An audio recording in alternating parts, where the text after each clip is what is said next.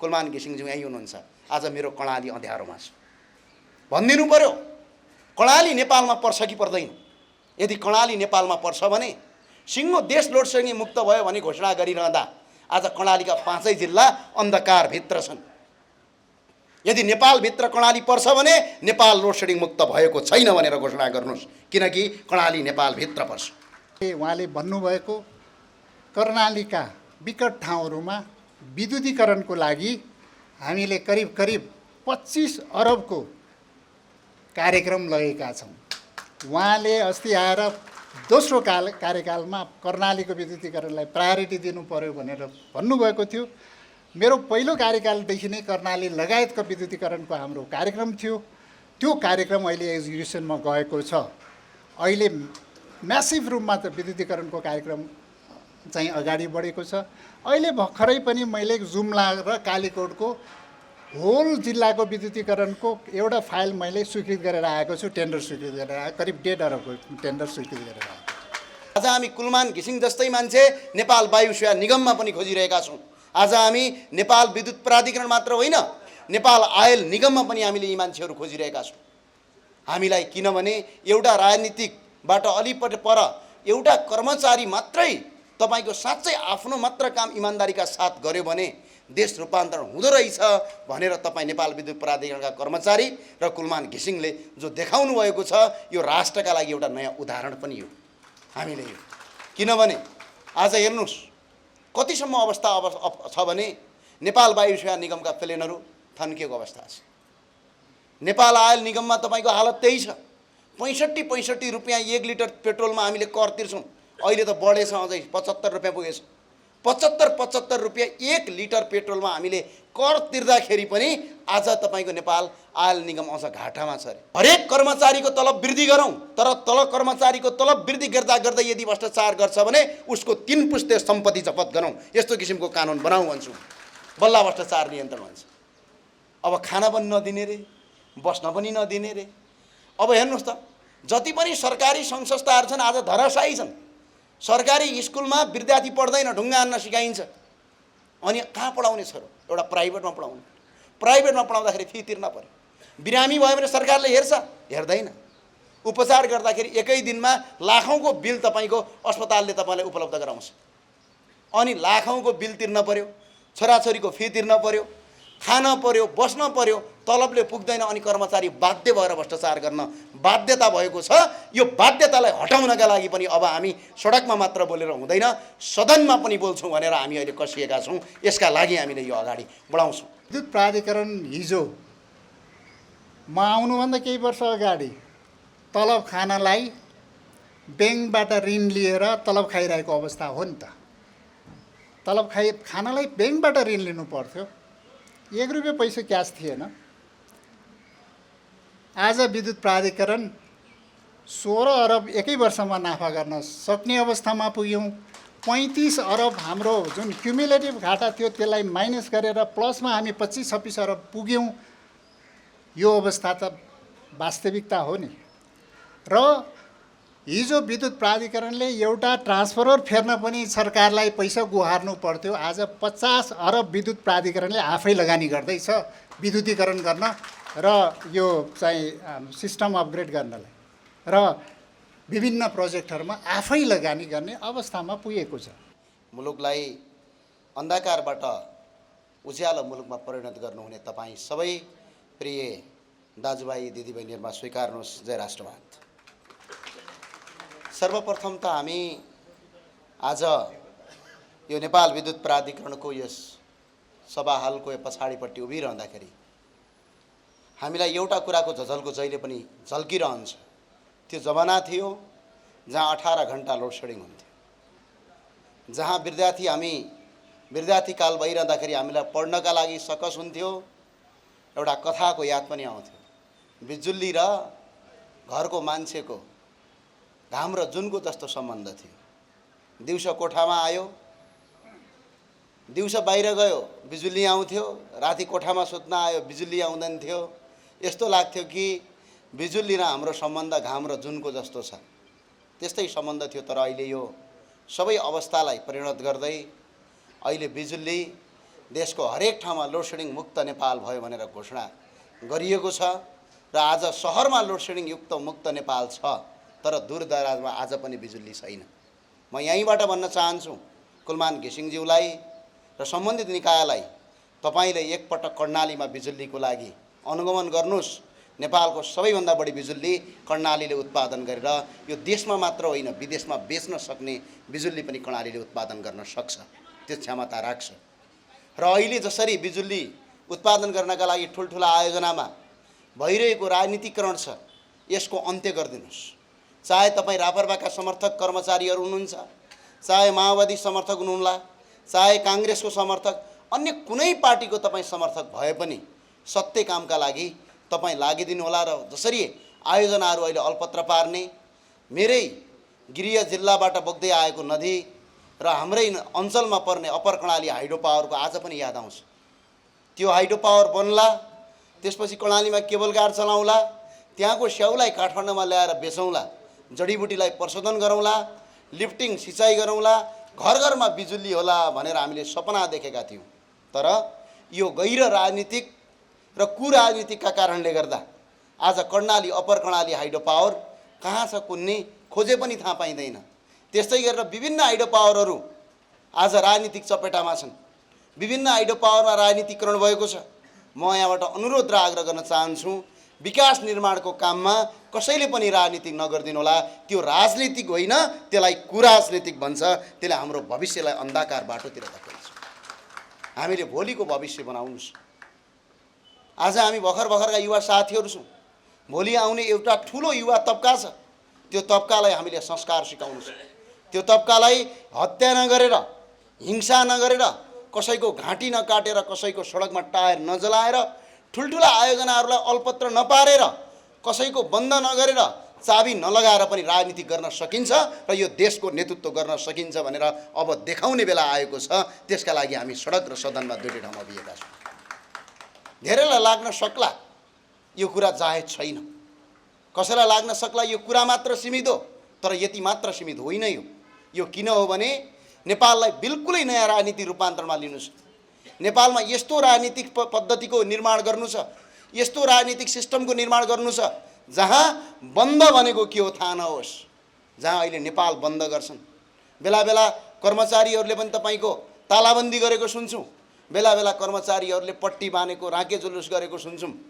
तर यो बन्द गर्दाखेरि के फरक पर्छ भने तपाईँहरूको माग त पुरा होला, तर तपाईँको माग सँगसँगै यो देशको अर्थव्यवस्था र यो देशका हजारौँ नागरिकले दुःख पाउँछन्। यस्ता किसिमका क्रियाकलाप पनि नगरिदिनका लागि म हार्दिक अपिल र अनुरोध पनि यहीँबाट शुभकामनासँगै तपाईँलाई अपिल पनि गर्न चाहन्छु। किनभने मुलुकलाई सही बाटोमा अगाडि बढाउने हो भने आज हामीले 8 घन्टा काम गर्छौँ। 8 घन्टा कामले मात्र मुलुक अगाडि बढ्दैन। संसारको कुनै पनि मुलुकलाई हेर्नुहोस्, त्यो मुलुकका युवा शक्तिलाई हेर्नुहोस्, त्यो मुलुकभित्र भएका कर्मचारीलाई हेर्नुहोस्, 8 घन्टा मात्र काम गर्दैन, त्यहाँभन्दा अझै बढी काम गर्छ। नेपाल विद्युत प्राधिकरण अहिले तपाईँको एउटा उदाहरण बनेको छ। नेपालका सरकारी संस्थानहरूमा एउटा उदाहरण हो। आज हामी कुलमान घिसिङ जस्तै मान्छे नेपाल वायु सेवा निगममा पनि खोजिरहेका छौँ। आज हामी नेपाल विद्युत प्राधिकरण मात्र होइन, नेपाल आयल निगममा पनि हामीले यी मान्छेहरू खोजिरहेका छौँ। हामीलाई किनभने एउटा राजनीतिकबाट अलिपट्टि पर एउटा कर्मचारी मात्रै तपाईँको साँच्चै आफ्नो मात्र काम इमान्दारीका साथ गर्यो भने देश रूपान्तरण हुँदो रहेछ भनेर तपाईँ नेपाल विद्युत प्राधिकरणका कर्मचारी र कुलमान घिसिङले जो देखाउनु भएको छ, यो राष्ट्रका लागि एउटा नयाँ उदाहरण पनि हो हामीले यो। किनभने आज हेर्नुहोस् कतिसम्म अवस्था छ भने नेपाल वायु सेवा निगमका प्लेनहरू थन्किएको अवस्था छ। नेपाल आयल निगममा तपाईँको हालत त्यही छ। 65 रुपियाँ 1 लिटर पेट्रोलमा हामीले कर तिर्छौँ, अहिले त बढेछ, अझै 75 रुपियाँ पुगेछ। 75 रुपियाँ 1 लिटर पेट्रोलमा हामीले कर तिर्दाखेरि पनि आज तपाईँको नेपाल आयल निगम अझ घाटामा छ अरे। त्यति मात्र होइन, हरेक वर्ष तपाईँको देशको खरबौँ रुपैयाँ विदेश जान्छ। यो किसिमको परम्पराले आज देश पुरा धराशयी भएको छ। सरकारी संस्थानहरूभित्र छिर्दाखेरि डङडङ्गी गनाउने भएका छन्। तर नेपाल विद्युत प्राधिकरणले एउटा इतिहास देखाएको छ, यसको सबैले सिको गर्न आवश्यक छ। र यति भन्दै म एकपटक तपाईँहरूलाई अनुरोध र आग्रह गर्न चाहन्छु, नेपालका कर्मचारीहरूको तलबलाई वृद्धि नगर्ने हो भने कर्मचारीले अहिलेको तलबमा काम गर्न सक्दैनन्। यो बात वास्तविकता हो। भ्रष्टाचार गर्यो भन्छन् कर्मचारीले, तपाईहरुलाई थाहा छ केही ठुलठुला कर्मचारीले अरबौं गरेका छन्। हामीले मुद्दा पनि लगेर गएका छौं। केही कर्मचारीको जागिर पनि गएको छ हामीहरूले मुद्दा हालेर। तर ती कर्मचारीको एकछिन जीवन हेरौँ। किनभने आज कर्मचारी र कर्मचारीको एउटा छोरा अन्य देशमा के गर्छ एकछिन सम्झौँ त। भारतकै कुरा गरौँ, टाढा जानु पर्दैन। एकजना कर्मचारी सरकारी छ भने उसको छोरा उसको छोरी 2 जना, आमा 1 जना, बाउ 1 जना, श्रीमती 1 जना। यिनीहरूको स्वास्थ्य शिक्षाको ग्यारेन्टी सरकारले लिन्छ। त्यो लगेपछि कर्मचारीले भ्रष्टाचार गर्दैन यही तलबमा पनि। कि त राज्यले त्यो गर्नुपर्छ कि त कर्मचारीको तलब वृद्धि गर्नुपर्छ। हामी भ्रष्टाचारलाई रोकौँ न। भ्रष्टाचार 10% मात्रै भ्रष्टाचार रोकियो भने नेपालका निजामती कर्मचारी कति हुनुहुन्छ? तपाईहरु मेरो हिसाबमा प्रहरी कर्मचारी सबै गरेर नेपालमा 3.5 देखि 4 लाख भन्दा बढी हुनुहुन्छ। आज एकैजना तपाईको सहसचिव लेभलको मान्छेले 11 अर्ब भ्रष्टाचार गरेको देखिन्छ। एकैजना तपाईको सुब्बाले करोडौं रुपैयाँ भ्रष्टाचार गरेको आउँछ। यो भ्रष्टाचारलाई रोक्ने हो भने हरेक आजका कर्मचारीको तलब 150%ले वृद्धि गर्न सकिन्छ। त्यसका लागि हामीले सोच्नुपर्छ। र कर्मचारी किन भ्रष्टाचार भयो, कर्मचारीले किन भ्रष्टाचार गर्छ भन्नेको अध्ययन गर्न अब आवश्यक छ। किन छ भने आज उसले खाइरहेको तलबले उसको भत्ताले काठमाडौँमा कोठा भाडामा बस्न सकिन्छ कि सकिँदैन? एउटा शहरमा गयो, मानव उदाहरणका लागि अहिले एउटा 6औं तहको अधिकृतको कुरा गरौँ। 6औं तहको अधिकृतको तलब सबै जोडेर 50,000 होला। ल अलिकति टेक्निकलमा गएका मान्छेहरूको अलिकति भत्ता सत्ता अलिकति बढी होला। तर एकछिन सम्झिनुस् त, छोरीलाई पढाउनु पर्छ, महिनाको फिस आउँछ 15,000। छोरा पढाउनु पर्यो त्यही हुन्छ। अनि घर भाडा तिर्नु पर्यो कति हुन्छ? 20,000 25,000 त फ्लाइटको आजकल भाडा छ। अनि त्यसपछि गएर कहीँ अलिकति खान पर्यो, हिँड्दाखेरि तेल हाल्न पर्यो। कर्मचारीको तलबले उभिएर खान पनि पुग्दैन। सरकारले यो सोच्न आवश्यक छ कर्मचारीलाई भ्रष्टाचार मात्र नगर भन्ने होइन। उहाँहरूको खाने बाटो के हो? उहाँहरूले राज्यलाई दिएको तलब र सुविधालाई अब तलब र सुविधा 10%, बजारमा मूल्य वृद्धि बढ्छ 55%ले, अनि तलब बढाउँछ 15%ले। अझ भन्छ ओहो हामीले तलब बढायौँ। हामीले मूल्य वृद्धि रोकौँ, तलब बढाउनु पर्दैन, यही तलबले पुग्छ। त्यो किसिमको हामीले अर्थव्यवस्थामा अब सोच्न आवश्यक छ। त्यही भएर म आग्रह अनुरोध गर्न के चाहन्छु भने अब उपरान्त हरेक कर्मचारीको तलब बढाउँ। आज जति कर्मचारीले तलब खान्छ त्यसको 1 गुणा 2 गुणा तलब बढाउँ। सरकारले सक्छ। भ्रष्टाचार मात्रै रोक्ने हो भने नेपालका हरेक अहिले 10,000 तलब खाने 15,000 तलब खाने कर्मचारीको 80,000 रुपैयाँ तलब गर्न सकिन्छ। यो इकोनोमिक डाटा हो, तपाईले आज अध्ययन गर्दा हुन्छ। तर हरेक कर्मचारीको तलब वृद्धि गरौँ। तर कर्मचारीको तलब वृद्धि गर्दा गर्दै यदि भ्रष्टाचार गर्छ भने उसको 3 पुस्ते सम्पत्ति जफत गरौँ। यस्तो किसिमको कानुन बनाऊ भन्छु। बल्ल भ्रष्टाचार नियन्त्रण हुन्छ। अब खान पनि नदिने रे, बस्न पनि नदिने रे। अब हेर्नुहोस् त, जति पनि सरकारी संस्थाहरू छन् आज धराशायी छन्। सरकारी स्कुलमा विद्यार्थी पढ्दैन, ढुङ्गा हान्न सिकाइन्छ। अनि कहाँ पढाउने छोरो? एउटा प्राइभेटमा पढाउनु। प्राइभेटमा पढाउँदाखेरि फी तिर्न पर्यो। बिरामी भयो भने सरकारले हेर्छ? हेर्दैन। उपचार गर्दाखेरि एकै दिनमा लाखौँको बिल तपाईको अस्पतालले तपाईलाई उपलब्ध गराउँछ।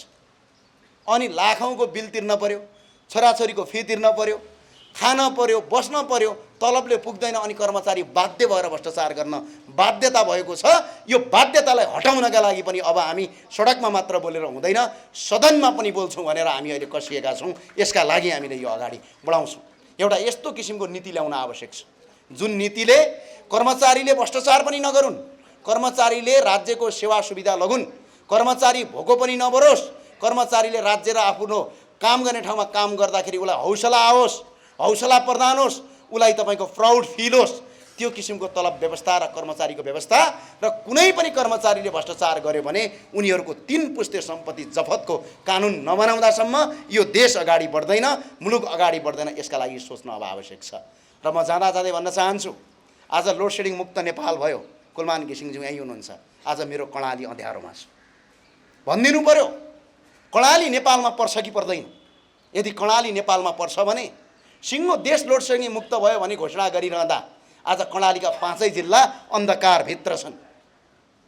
यदि नेपालभित्र कर्णाली पर्छ भने नेपाल लोड सेडिङ मुक्त भएको छैन भनेर घोषणा गर्नुहोस्, किनकि कर्णाली नेपालभित्र पर्छ, त्यो बाहिर होइन। र अर्को कुरा आग्रह अनुरोध गर्न चाहन्छु, कर्णालीमा धेरै हाइड्रो पावरको सम्भावना छ। अघिल्लो पटक ऊर्जा मन्त्रीज्यूसँग मैले भेट्दाखेरि, यहाँका केही अधिकारीज्यूसँग भेट्दाखेरि कर्णालीका धेरै ठाउँमा सम्भाव्यता अध्ययन गरिएको छैन। आज कर्णालीमा कहाँ कति बिजुली निक्लिने हो त्यसको कुनै अध्ययन गरिएको छैन।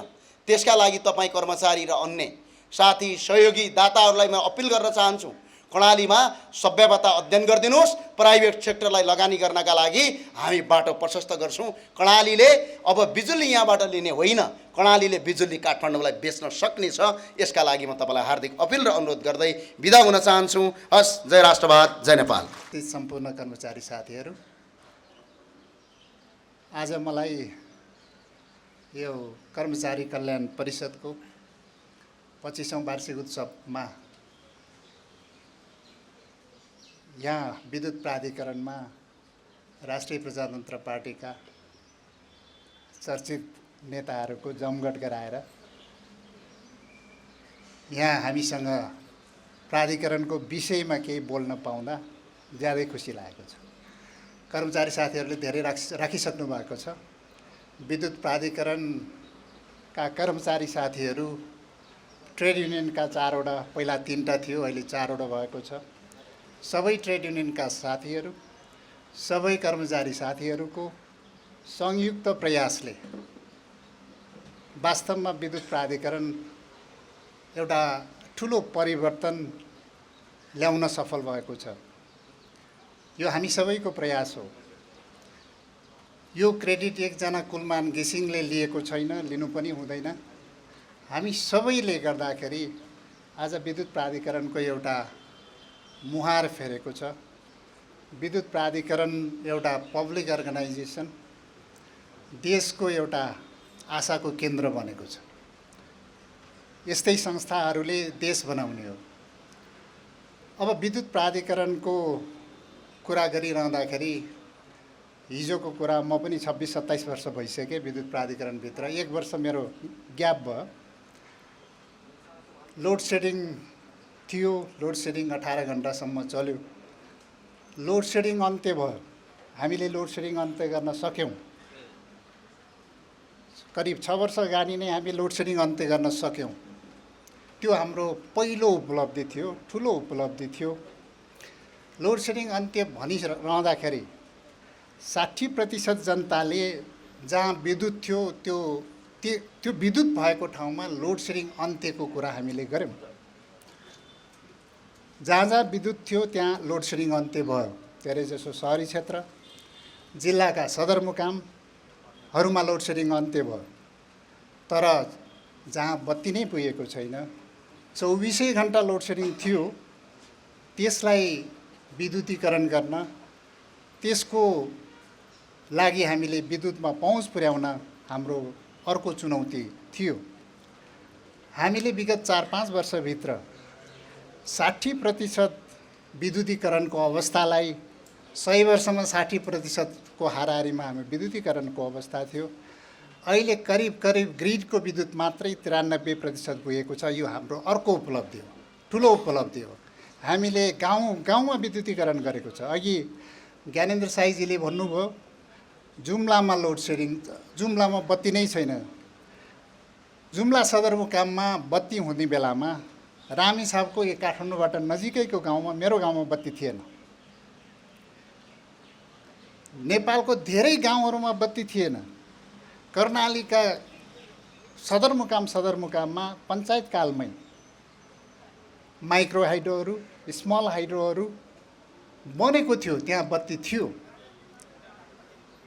र धेरै ठाउँमा वैकल्पिक ऊर्जा केन्द्रबाट सोलर र केही गरेर बत्ती बलेको थियो। तर काठमाडौँबाटै नजिकका वरिपरि गाउँहरूमा, जिल्लाहरूमा बत्ती थिएन।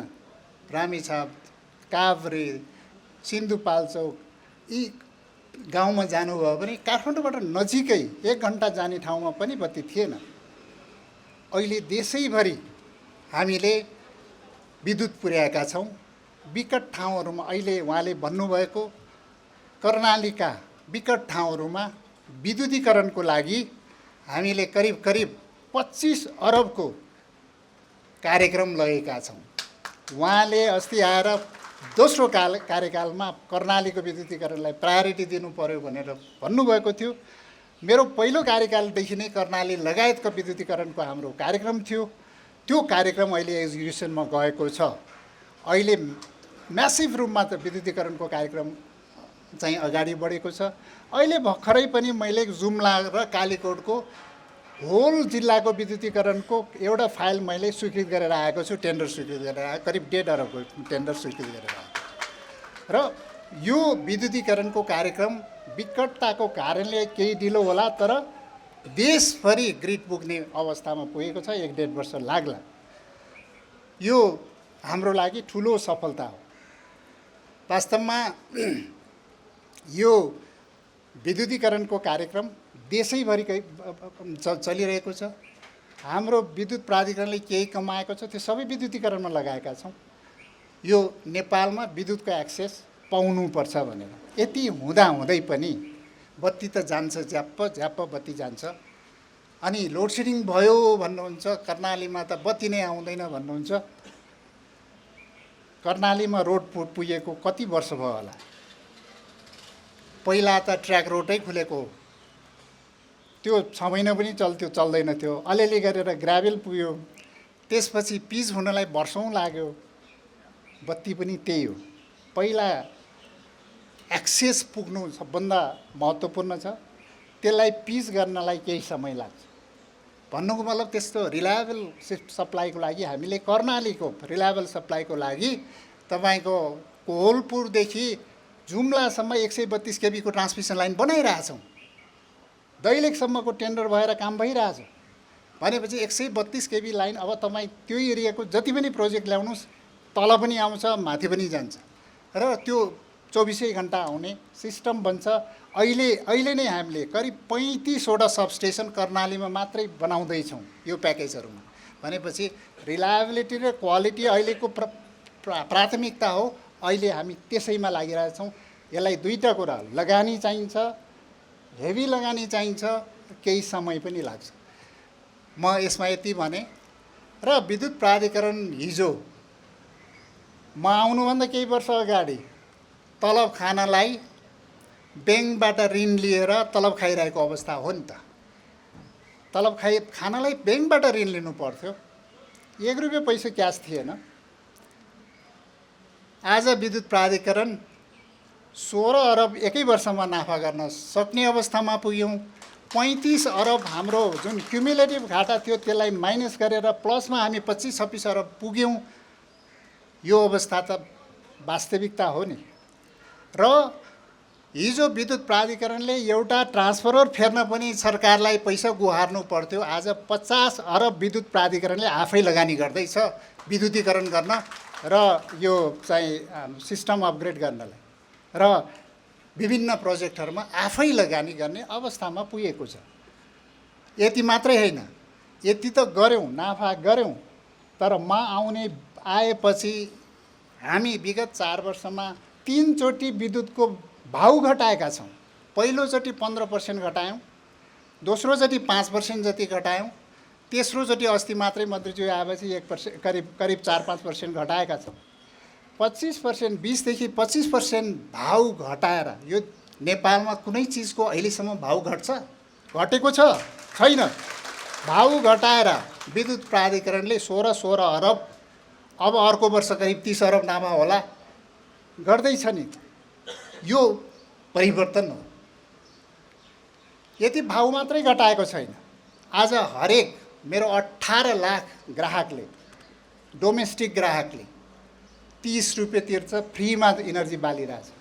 30 रुपियाँ मात्रै तिर्छ। कर्णालीको एउटा गाउँको एउटा घरमा मलाई विद्युत पुर्याउनलाई एभरेजमा 2 करोड रुपियाँ लाग्छ। 2 करोड रुपियाँ एभरेजमा। तर दिनमा महिनामा मैले 30 रुपियाँ पाउँछ। मेरो त्यो कर्णाली बेलको कर्मचारी, कर्णाली मात्रै होइन, पहाडीय क्षेत्रको सबै ठाउँमा कर्मचारीको तलबलाई पनि पुग्दैन। तर यो राज्यको दायित्व हो, गर्नुपर्छ। राज्यको अब्लिगेसन हो। त्यहाँको जनताले विद्युत पाउनुपर्छ। विद्युत आएपछि अरू एक्टिभिटिजहरू बढ्छ। त्यो हिसाबले हामी गरिरहेछौँ। र 30 रुपियाँ तिर्न हाम्रा गाउँका जनतालाई गाह्रो मान्छन्, तर 800 रुपियाँ इन्टरनेटमा महिनाको तिर्न खुसी साथ तिर्छ। 500 रुपियाँदेखि 1000 रुपियाँ हरेक छोराछोरीको मोबाइलमा रिचार्ज गर्नलाई खुसी साथ गर्छ।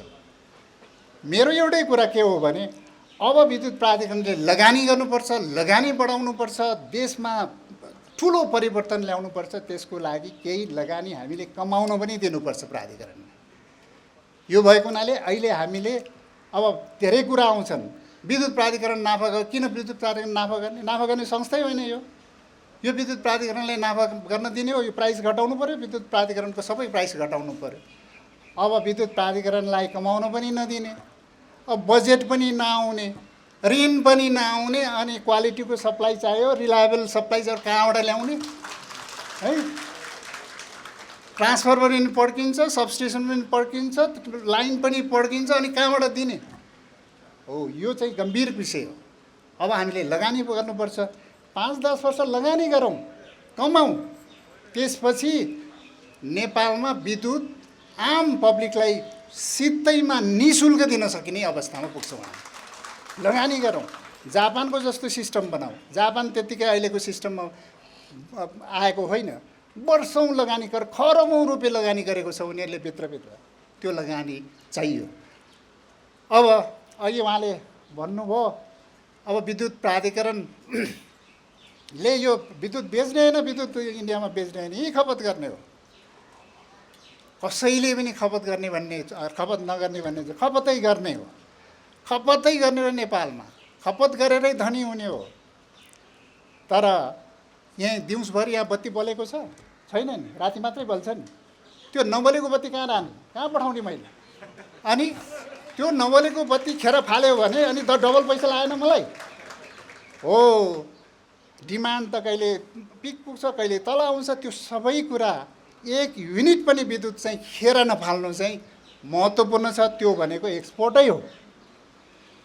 हिजो मलाई एकदमै पीडा हुन्थ्यो।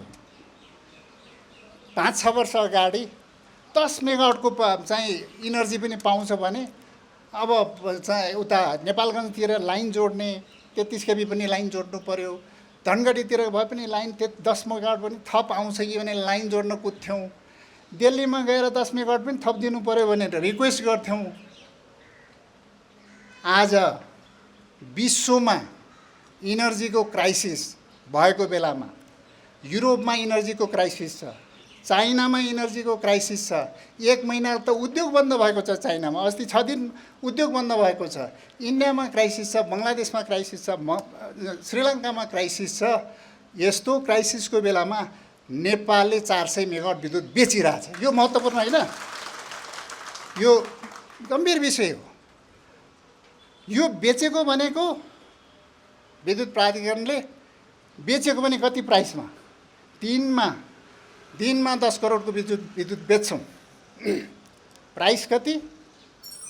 राति बेलुकाको पिकमा 3-4 घन्टा 12 रुपियाँ आइसी। म अहिले भर्खर उहाँलाई देखाउँदै थिएँ। र दिनभरिको एभरेज प्राइस भनेको 7 रुपियाँ 30 पैसा आइसी, 7 रुपियाँ 40 पैसा छ आज। भनेको 12 रुपियाँ एभरेजमा दिनभरिको इलेक्ट्रिसिटीको प्राइस। यति प्राइस पाइरहेको छ। दिनमा 10 करोड रुपियाँ आइरहेको छ। त्यो के आइरहेछ? आइसी आइरहेको छ। आइसी भनेको के हो? डलर हो। डलर खर्च गरेर आइसी किन्नु परिरहेछ। श्रीलङ्का यति सम्पन्न देश हो, सम्पन्न देश पनि कोल्याप्स हुँदो रहेछ नि एउटै कारणले, डलर भएन। हाम्रो पनि यहाँ डलर नहोस् त के हालत हुन्छ? तपाईँ जतिसुकै सम्पन्न भन्नुहोस् न। आज तपाईँ 80-85 दिनमा हामीले 6 अरब रुपियाँ आइसी, 6 अरब बराबरको आइसी कमायौँ। यो वर्ष 1 वर्षमा हामी 15-16 अरब कमाउँछौँ। 5 वर्षभित्र वर्षकै हामी 2 खरबभन्दा बढी कमाउँछौँ भनेर हाम्रो प्रोजेक्सन छ। हामी त्यो लाइनमा गइरहेछौँ। यो एक्सपोर्ट गर्ने भन्ने होइन। एक्सपोर्ट खपत गएर बचेकोलाई एक्सपोर्ट गर्ने हो। कुन चाहिँ देशमा वर्षमा 25%, 20 देखि 25%ले डिमान्ड बढेको छ? नेपालमा अहिले 20 देखि 25%ले डिमान्ड बढिरहेछ। इलेक्ट्रिसिटीको डिमान्ड कहिले कहीँ पनि त्यसरी बढ्दैन। त्यो भएको हुनाले अहिले हाम्रो डिमान्ड पनि बढिरहेछ। खपतै गर्ने हो। खपत गरेर बाँकी रहेको विद्युत खेर फाल्ने होइन, बेच्ने नै हो। अहिले हामीले बङ्गलादेशसम्म पनि कुरा गरिरहेछौँ। बङ्गलादेशले पनि किन्नलाई एकदम इच्छुक छ। हामी चाँडै नै बङ्गलादेश पनि पठाउँदैछौँ। नेपालको विद्युत बङ्गलादेश पनि जान्छ।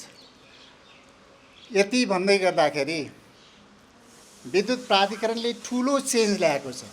यहाँको लस, यहाँको चुहावट हिजो 26%को हाराहारीमा थियो, आज 15%मा झरेको छ। र हिजो विद्युत प्राधिकरणलाई हाम्रा कर्मचारी साथीहरूले धेरै डिमान्ड राख्नुभयो। रिटायर भएका कर्मचारीहरूले पनि डिमान्ड राख्नु भएको छ। आज विद्युत प्राधिकरण नाफामा गएको हुनाले उहाँहरू पनि फुकी एउटा डिमान्ड चाहिँ पूर्ति गर्यो भने अर्को डिमान्ड राख्नुहुन्छ, अर्को गर्यो भने अर्को राख्नुहुन्छ। यो स्थिति किन आयो त भन्दा विद्युत प्राधिकरण नाफामा गएर। नाफामा नगएको भए तपाईँले गर्न सक्नुहुन्थ्यो। विद्युत प्राधिकरण हिजो मलाई थाहा छ नि, 6 वर्ष अगाडि तपाईँहरूले 10% इन्सेन्टिभ खाउँ भन्दा पनि अख्तियारले चिठी लेख्थे।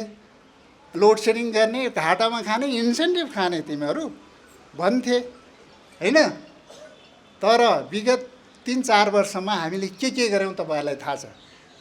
कति इन्सेन्टिभ बढायौँ, कति ओटी बढायौँ, कति तपाईँको चाहिँ बिमा बढायौँ, बिमा 36 महिनालाई 52 महिना बनायौँ। यी सबै गर्दा कसैले सोध्या छ?